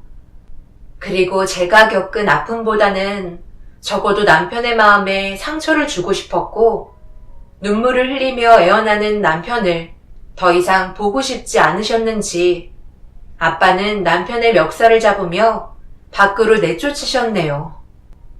그리고 그날 이후 남편은 2번 다시 저희 집에 찾아오지 않았고 제 배는 어느새 만삭이 되어버리고 말았네요. 중간에 시모에게 한번 연락이 왔었어요. 어떻게 지내고 있는지, 몸 상태는 어떤지 물어보며 미안하다는 말만 반복하셨고 저는 많은 아픔을 가슴에 묻어둔 채 출산에만 집중하게 되었네요. 그리고 건강한 아이를 제 품으로 안을 수 있었습니다. 잘생긴 아들이었고 우렁찬 울음소리가 저를 안심시켜 주었어요. 제가 그토록 간절히 바라던 아이였는데 정작 남편은 제 옆을 지켜주지 않았고 멀리 떠나가 버린 그녀를 찾는 데만 정신이 팔려 있었습니다. 그렇게 부모님의 도움을 받으며 산후조리실에서 몸조리를 하고 있던 어느 날 출산 소식을 들었는지 시모가 산후조리실의 문을 열며 조심스럽게 들어왔어요. 그런데 제 눈에 무언가 눈에 띄었고 가슴이 뛰기 시작했습니다. 아들 낳았다며? 정말 고생 많았다. 혼자서 많이 힘들었지? 지금 상황 정리가 아직 안 돼서 현태는 오지 못했는데 내가 아무리 생각해봐도 어떻게 할 수 있는 방법이 없어서 일단 수영이 너한테 찾아올 수밖에 없었다. 어떤 마음인지는 나도 충분히 이해한다만 그래도 일단 애부터 살려야 되지 않겠니? 그래서 잠시만이라도 도움을 받아야 될 것 같아 염치 없지만 어쩔 수 없이 찾아왔으니 이왕 애 키우는 김에 이 아이도 좀 같이 보살펴줬으면 좋겠구나. 이런 부탁해서 정말 미안하다. 어머님, 갑자기 찾아오셔서 다짜고짜 알지도 못하는 아이를 저에게 주시면 어쩌자는 거예요. 이 아이가 누구 아이인지는 알아야죠. 그 아이, 현태랑 만나던 여자의 아이다. 그런데 얼마 전에 세상을 떠나고 말았어. 그 여자가 글쎄 위암 말기였대. 그런데 그 사실을 최근에까지 숨기고 있었지 뭐야. 다행히도 아이한테는 암이 전이가 되지는 않았는데 그 여자의 상태가 심각해져서 어쩔 수 없이 출산날이 오지도 않았는데 아이를 꺼낼 수밖에 없었다. 결국 그 여자는 아이를 품에 한번 안아보지 못하고 세상을 떠나고 말았어. 회복할 수 있는 기력이 남아있지 않았던 것 같더구나. 그런데 자기 엄마가 세상을 떠난 걸 아는지 분유를 먹여도 계속 울음을 멈추지 않길래 생각난 게 이 방법밖에는 없는 것 같아 일단 무작정 데려오긴 했는데 지금은 지쳐 잠이 든 것 같구나. 이런 부탁하는 거 상상도 못할 일이지만 세상 밖으로 나온 아이가 무슨 죄겠니? 정말 미안하다. 시모는 눈물을 보이시면서 과거의 일이 어떻든 일단 아이부터 살리자며 저에게 아이를 떠밀듯 건네주셨고 제 품속으로 들어온 아이는 엄마가 그리웠는지 칭얼거리며 저부터 찾기 시작했어요. 너무 갑작스럽게 일어난 일이라 어쩔 수 없이 젖을 물렸고 아이는 금세 울음을 멈추면서 그동안 배가 많이 고팠는지 허겁지겁 모유를 먹기 시작했습니다. 당황스러운 상황에 멍하니 아이를 바라만 보고 있었고 시모도 그 모습을 조용히 지켜만 보고 있었어요. 그렇게 저희는 한 공간에서 침묵을 지키며 급하게 제 모유를 먹는 아이만 바라보고 있었습니다. 그리고 시몬은 그동안 있었던 일에 대해 천천히 설명해 주기 시작하셨어요. 남편과 그 여자의 만남은 분명 잘못된 거였고 시작도 하면 안 되는 천벌받을 행동이었지만 그녀가 위암 말기라는 사실을 남편에게 털어놓았을 때 이미 몸속에서는 임신이 되어 있는 상태였고 그때부터 남편은 그녀에게 온갖 관심과 사랑을 쏟기 시작하면서 이런 사실을 저에게 숨기고 있었던 거였어요. 뱃속에 있는 아이만큼은 살리고 싶은 마음이 있었지만 둘의 행동은 이기적이고 용서받지 못할 거라는 걸 그녀 또한 알고 있었기 때문에 나중에 저를 만나 용서를 구하고 그녀는 뱃속에 있는 아이와 이 세상과의 인연을 끊고 싶어 했습니다. 그리고 이 사실을 뒤늦게 알게 된 남편이 저희 집에 찾아와 그녀가 살고 있는 곳을 알려달라고 애원했던 거였죠. 하지만 뱃속에 있는 아이를 차마 떠나보낼 수 없었던 그녀는 결국 혼자서 지내다가 쓰러지게 되면서 병원에서 남편에게 연락을 하게 되었고 그동안 옆에서 마지막 순간까지 자리를 지켜주는 시간을 가지게 되었던 거죠. 그리고 제품으로 아이가 들어왔을 때 남편은 그녀의 장례를 치르고 있었네요. 이런 사실들을 시모에게 듣게 되었지만 그들을 용서해주고 싶지 않았어요. 어찌됐던 둘은 잘못된 행동을 저지른 거였으니까요.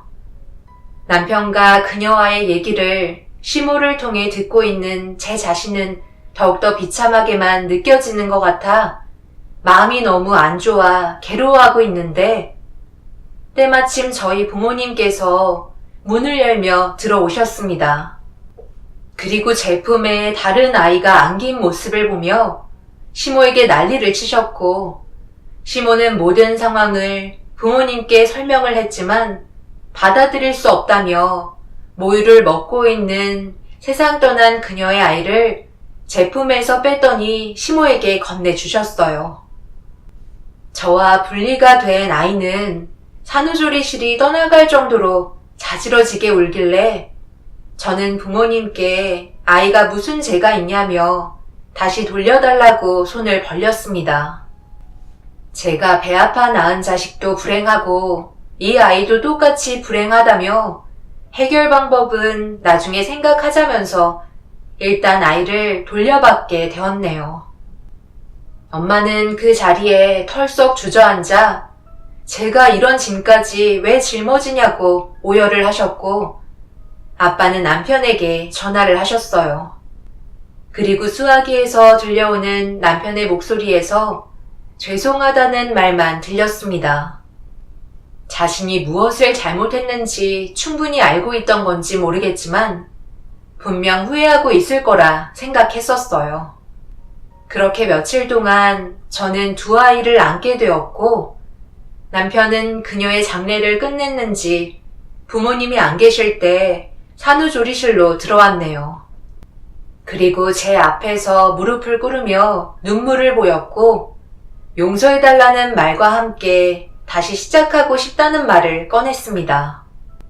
이런 상상도 못할 일이 벌어진 상태에서 제가 어떻게 해야 할지 몰라 아무 말도 하지 않았어요. 남편을 용서하고 싶지 않았지만 눈앞에 밟히는 제 아이를 보니 너무 불쌍했습니다.